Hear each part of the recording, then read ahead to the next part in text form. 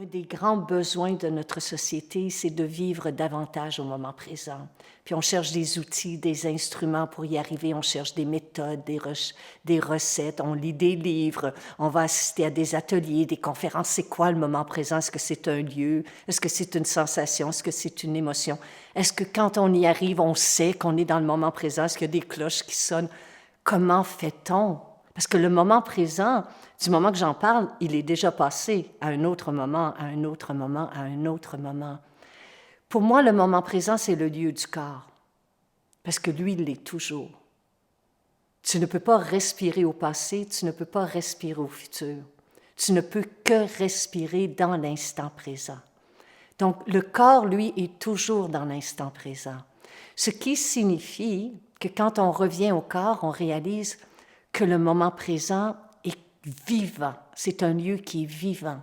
C'est un lieu qui est parfois inconfortable, déstabilisant, un lieu qui est parfois émerveillant, un lieu qui est parfois, mon Dieu, inspirant, puis un lieu qui est parfois aussi,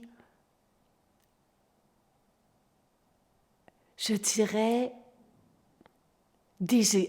pas déséquilibrant, mais confrontant.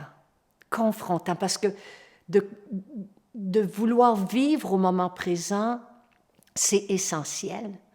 Mais est-ce qu'on peut y arriver 24 heures sur 24, 7 jours sur 7? Je ne crois pas que ce soit possible. Je ne crois pas que notre cerveau ait été programmé ainsi. Notre cerveau est fait pour garder en tête des mémoires, puis aussi prévoir et planifier, c'est son job, ce qui est à venir. Nous, par contre, on peut ici et là se réserver des petits moments que j'appellerais de pleine présence ou de pleine conscience, ou quand je suis couchée dans mon lit et que sonne l'alarme ou que je me réveille naturellement, avant même d'ouvrir les yeux, pour entrer dans le moment présent, de prendre 3 longues, lentes et profondes respirations et d'y glisser mon intention pour cette journée. Une intention qui serait un mot, ça peut être confiance, joie,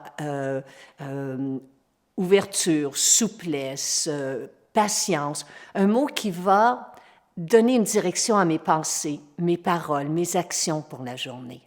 Donc, je commence ainsi, c'est un moment de pleine conscience.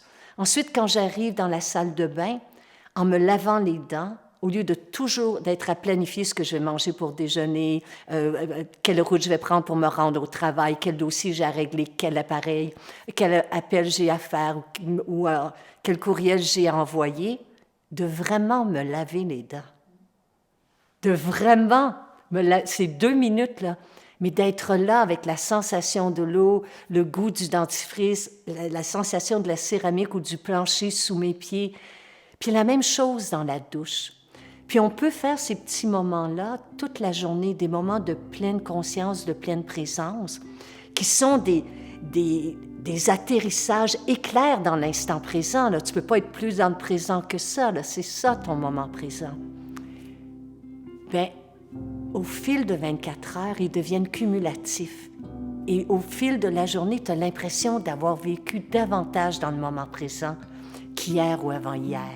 Parce que tu as pris des petits moments ici et là, de prendre ton déjeuner, de prendre une gorgée de café, de lire une histoire aux enfants, de donner le bain aux enfants, de sortir marcher avec le chien, où tu as été pleinement présent, pleinement présente.